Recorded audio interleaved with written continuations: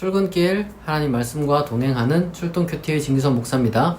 오늘 함께 묵상할 말씀은 로마서 6장 1절에서 14절입니다. 제가 낭독하겠습니다.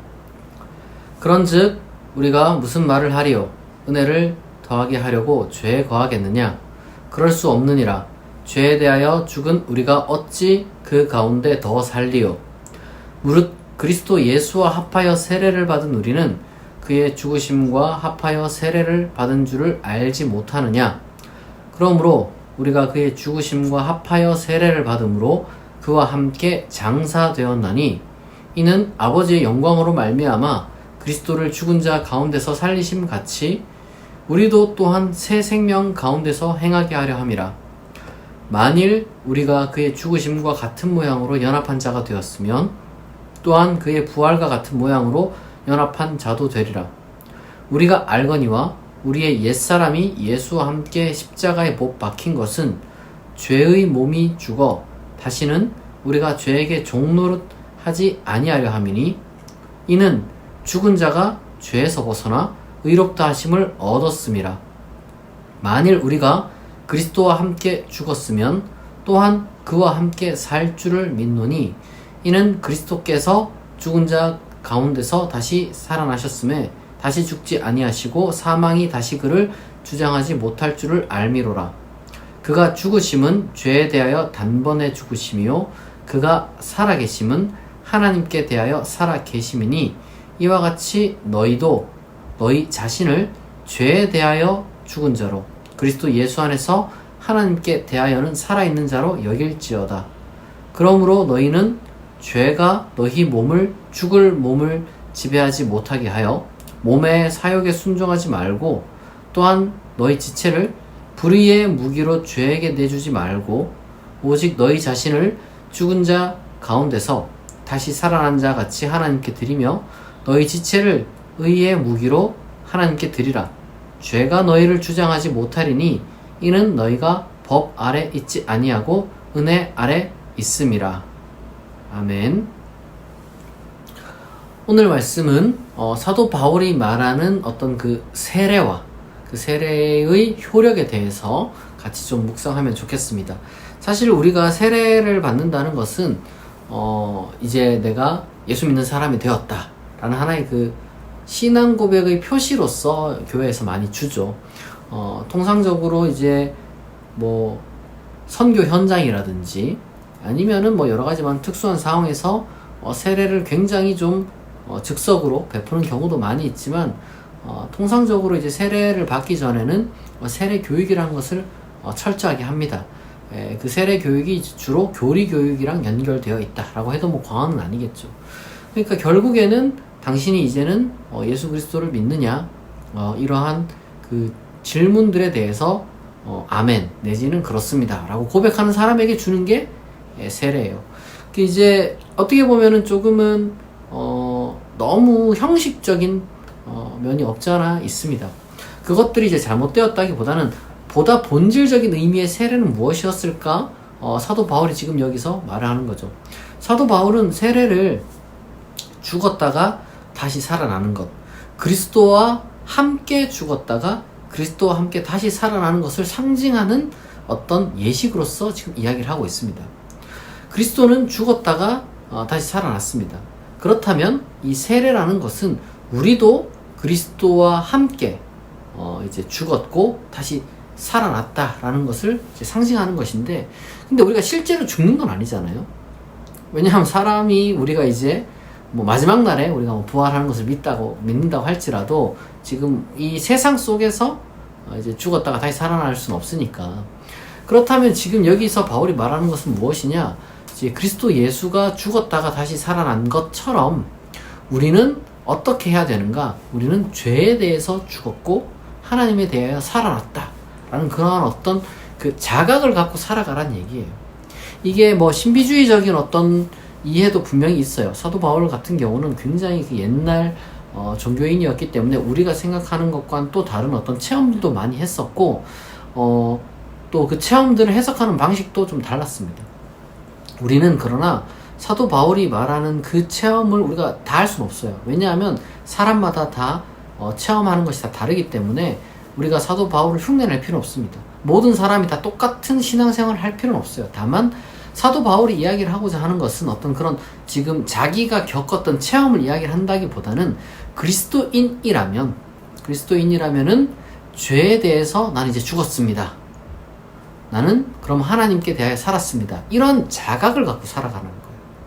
그래서 실제로 뭐라고 얘기했냐? 11절에 보니까 이와 같이 너희도 너희 자신을 죄에 대해 죽은 자여 그리스도 예수 안에서 하나님께 대하여 있는 살아있는 자로 뭐할지어다? 여길지어다. 마치 내가 죄에 대해서는 죽은 것처럼, 아무런 감각이 없는 것처럼, 내가 지금 살아가는 것은 오로지 하나님께 대해서만 반응하는 것처럼 살아가라는 거예요.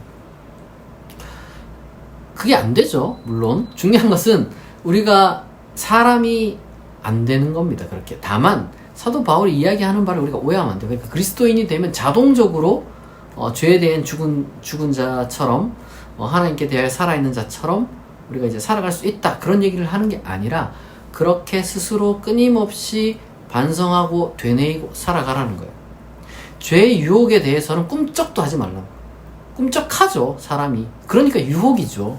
아무런 뭐랄까 좀 끌림이 없으면 그게 어떻게 유혹이 되겠습니까? 괜히 눈도 힐끔 가게 되고 뭔가 이게 이렇게 할까 말까 고민도 하게 되고 때때로는 또 이렇게 죄를 저지르기도 되고 이런 것들이 이제 사람의 연약함이죠. 그러나 그냥 자꾸 정당화하지 말고 나는 여기를 끊을 수 있다는 확신을 가져야 돼. 나는 여기에 대해서 반응하지 않을 수 있다. 나는 죄의 유혹에 넘어가지 않을 수 있다라는 확신을 계속해서 가져야 돼. 그러한 것이 믿음입니다. 그리고 또한 나는 그럼 뭐에 반응하느냐? 하나님의 말씀, 하나님의 뜻, 하나님의 어떤 선하신 그 계획, 이런 것들에 내가 반응해야지 라는 어떤 그런 반성을 또 계속해서 하라는 거예요. 그럼 이 두 가지 반성이 우리를 실제로 그런 사람으로 만들어 갑니다. 이 갈등이 전혀 없다는 게 아니에요.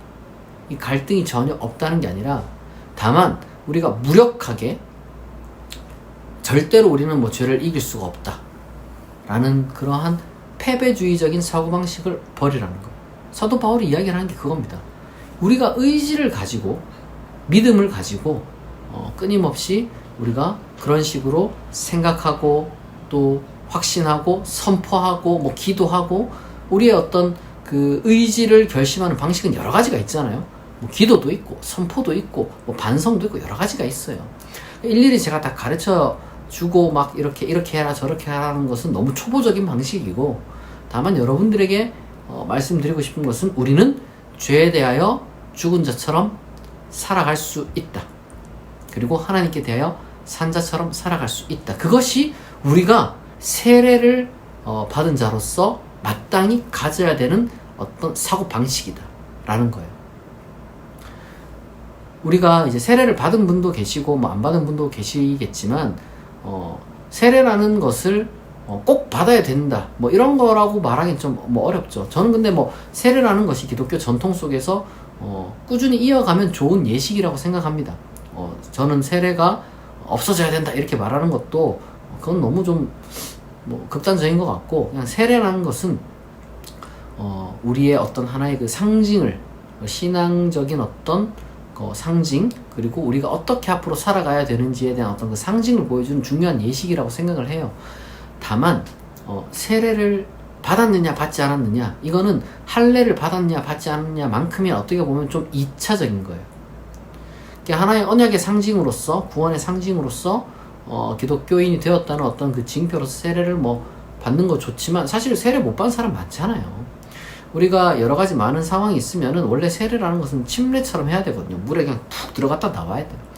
근데 그렇게 못할 상황이 많이 있죠. 그리고 약식으로도 많이 하죠. 그러니까 이 세례라는 행위 자체가 중요한 것이라기보다는 다만 이 세례든 예식이든 뭐든 이런 것들이 우리가 이제 각인이 되고 쉽게 어떤 그 이미지적으로 이제 우리가 어떤 존재인지 딱 떠올리기 쉬운 어떤 상징으로서 사용되기 때문에 세례라는 것이 저는 그리고 또 전통성도 있고 그러다 보니까 우리가 사용하면 좋겠습니다만은, 더 중요한 것은 세례가 의미하는 삶의 변화, 사고방식의 변화, 그게 여러분 우리 가운데 있어야 돼요.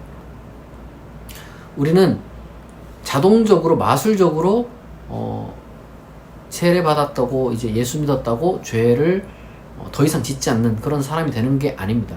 그렇다고 해서 세례 받기 전이나 받은 후나 뭐 신앙을 고백하기 전이나 신앙을 고백한 후나 아무런 또 차이가 없는 것도 아니에요. 우리는 항상 어떤 식으로 생각해야 되냐면은 항상 투쟁하는 가운데 있지만 우리는 승리하고 있다라고 믿으면 되는 겁니다. 실제로 우리는 승리를 해 나갑니다. 싸우는 자만. 안 싸우면은 승리도 없죠.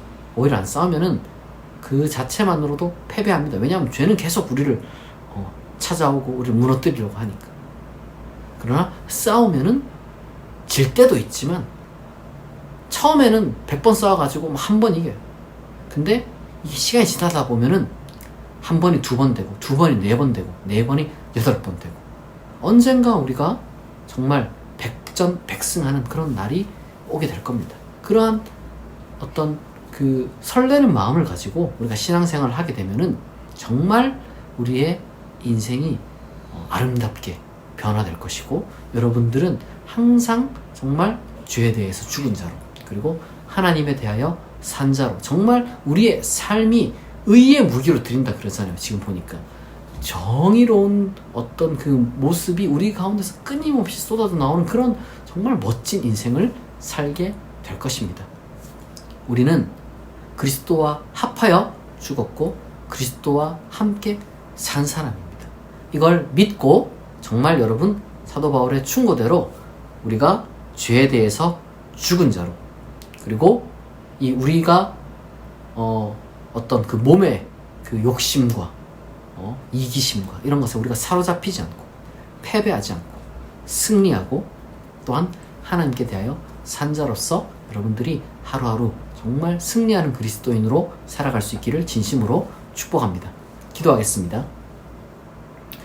하나님 아버지, 오늘 사도 바울을 통하여서 우리 그리스도인들은 그리스도와 합하여 장사 지낸 바 되었고 그리고 또한 그리스도와 더불어 함께 살아난 자, 하나님께 대하여 산 자임을 우리가 믿음으로 고백합니다. 우리가 사도 바울의 충고대로 항상 우리의 존재가 어떠한 존재인지 자각하고 반성하며 살아가게 하시고 실제로 우리가 죄와 싸워 승리하는 그리스도인 되게 하여 주옵소서. 우리를 조금씩 변화시키고 성화시켜 나갈 줄 믿습니다. 우리를 통하여서 참으로 의가 성취되는 그러한 놀라운 하루하루가 채워질 줄 믿습니다. 하나님, 우리를 인도하여 주옵소서. 감사드리며 예수 그리스도의 이름으로 기도드립니다. 아멘. 여러분, 오늘은 또 이제 현충일이죠. 이제 소위 말해서 황금 연휴를 보내신 분들도 계실 텐데, 오늘 여러분들 이렇게 찾아온 연휴 기간 정말 잘 보내시길 바라고요.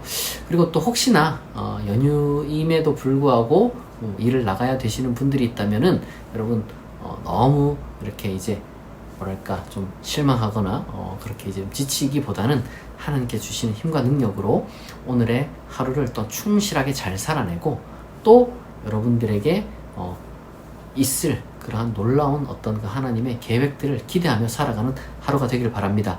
그리고 또 여러분들의 모든 기도 제목들이 다 하나님 안에서 가장 좋은 것으로 응답되기를 축복합니다. 오늘 출동 큐티는 여기서 마치겠습니다. 내일 아침 6시에 다시 만나겠습니다.